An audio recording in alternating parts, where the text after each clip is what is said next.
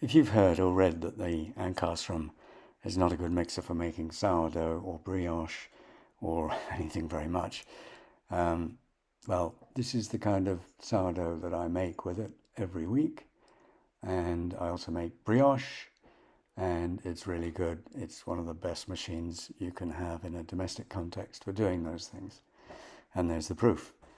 So I'm going to show in this video just the way I make sourdough from start to finish. It's not a video about making sourdough, there's some brioche. It's about the way I use the Ankarsrum. But first,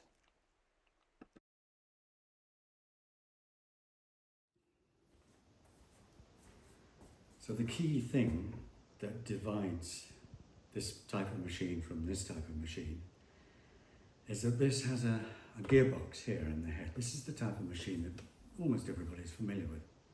A stand mixer that produces a planetary movement. And that is produced by this gearbox here. This machine doesn't have any gearbox. It just has a motor at the back and a simple belt drive that connects to the pinion that rotates the bowl. It's much simpler. This machine, if you run it for more than a few minutes, will get very hot in the gearbox, and it throws that heat into your dough. And the other thing that happens is that there's a lot of vibration. And vibration in mechanical devices means wear and tear. If you follow the manufacturer's recommendations, let's take KitchenAid. For all their mixers, all the mixers that they make currently, the recommendation is do not use it for more than 2 minutes and only on speed 2. And I think there's also quite a low restriction on the amount of dough you can make. Here, there are no restrictions with this machine. You can make up to 4.5 kilos of dough, that's 10 pounds, and run it for as long as you like.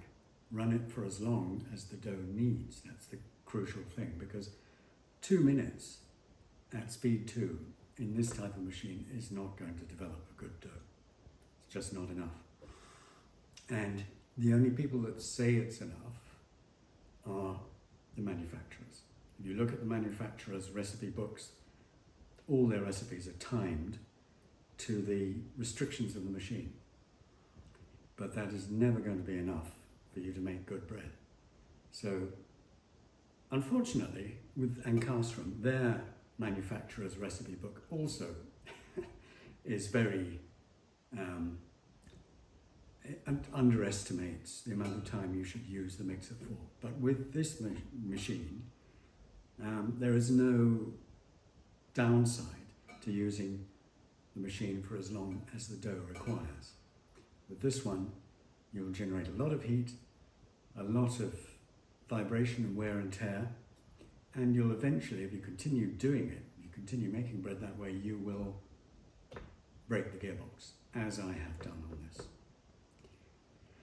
Now, I was a restaurateur. I've worked in lots of commercial kitchens where the industrial version of this type of mechanism, the planetary mechanism, was quite a common fixture.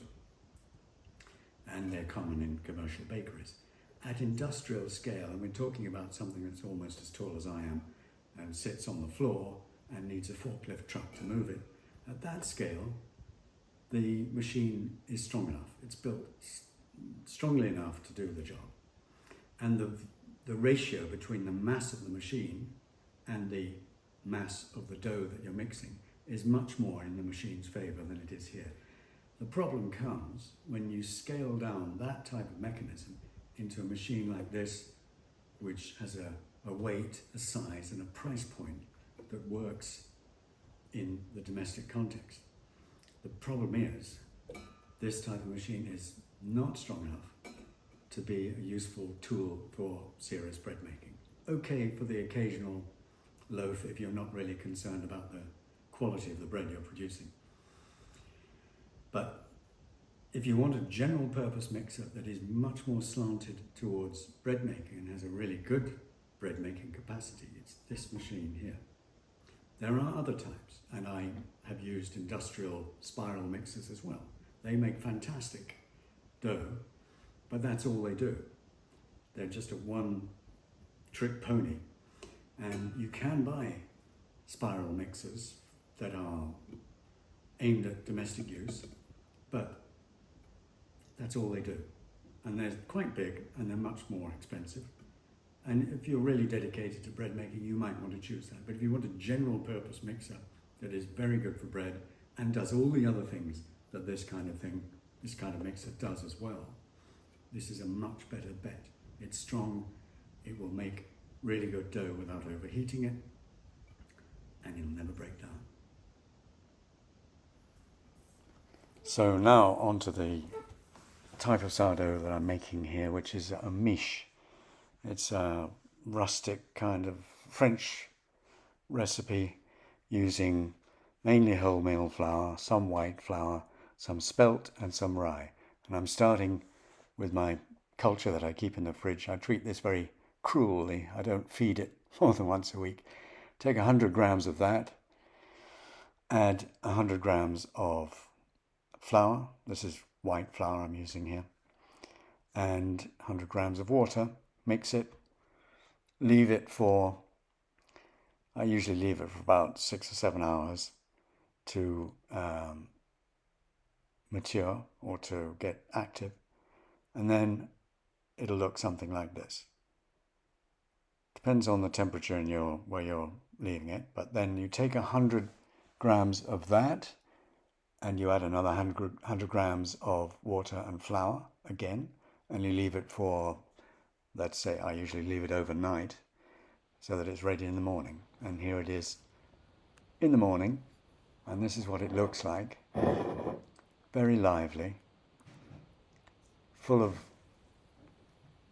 gas, ready to go. So here in this video I'm just going to put everything in together at once.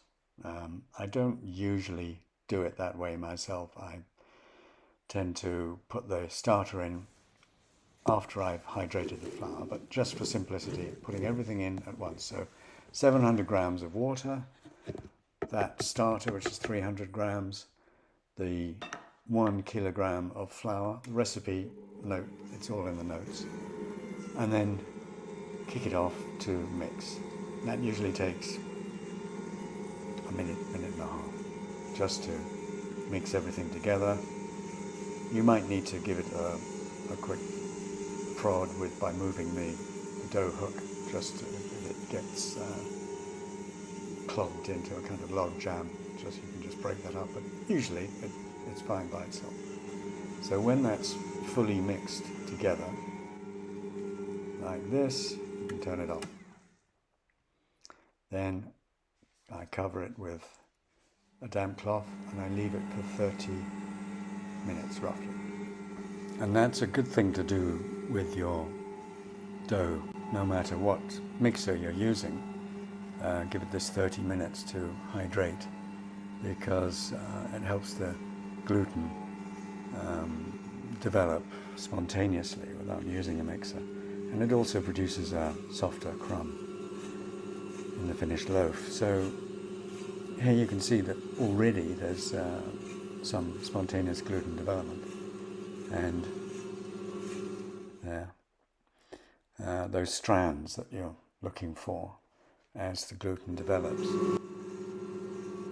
And so I mix generally on the slowest speed for, let's say, 4 or 5 minutes, and then I'll turn it up to medium speed. So on the Ankarsrum, that's 2 or 3 of the little indicators on the dial. So turn the speed up a bit, and I'm looking again for the usual developments, the shininess and the long strands.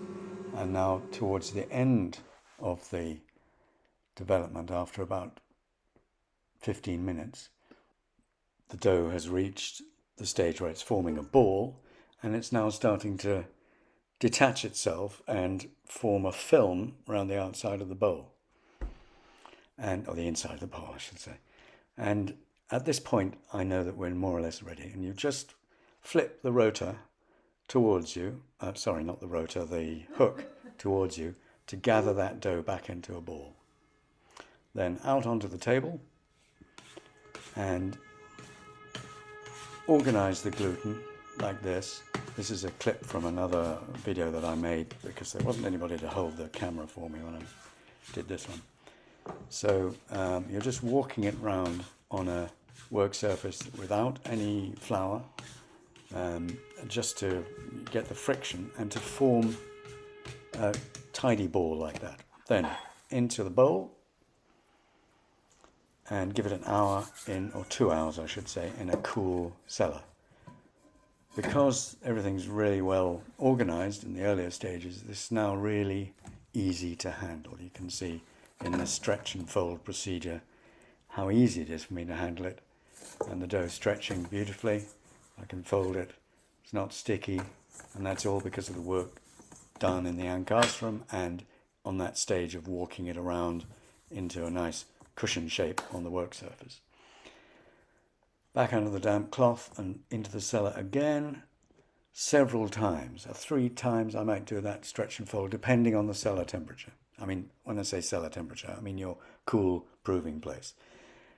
Now I've done those stretch and folds and it's ready like this. I'm happy with that. It's got plenty of energy, plenty of structure, and it's ready to form into the loaves. This might be 6 hours, even 12 hours. I've even left it 36 hours at this stage until I've formed the loaves, depending on the temperature I've got available in the cellar.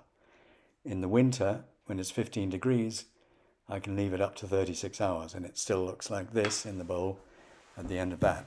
In the summer, can't do that. It's all ready to use by 6 hours, really.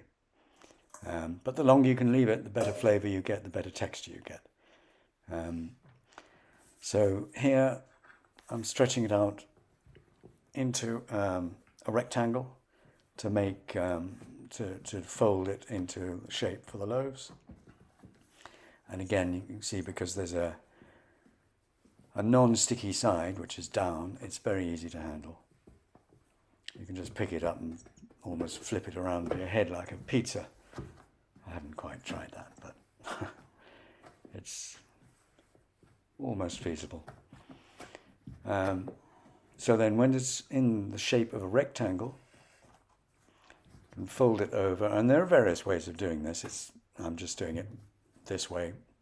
It's the way I'm doing it currently, and my shaping skills aren't the greatest, so you can probably do better.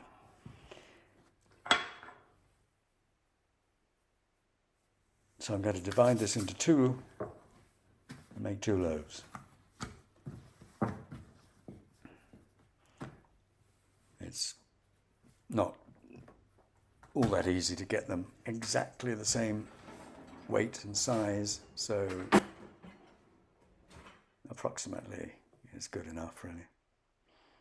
I always make this kind of quantity and make 2 loaves at a time because heating the oven up for 1 loaf just seems rather wasteful to me. And I always slice the loaves and put them in the freezer anyway, and just take them out a slice at a time as I need them. So this is the folding method I use. Many different ways of folding and shaping your sourdough bread, but this is the one I'm using at the moment. And it's pretty easy to handle, as you can see, because you've got that dry side that you're working with.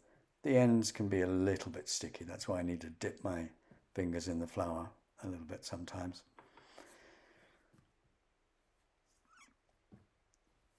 And then all this is building up tension in the loaf, which will help it retain its shape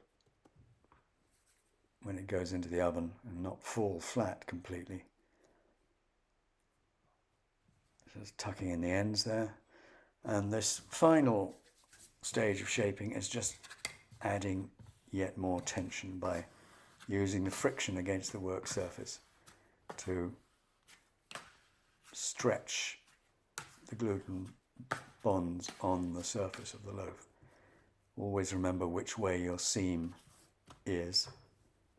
It's running longitudinally to me, and there you put the seam longitudinally into the brewing basket, and here it is again from another angle.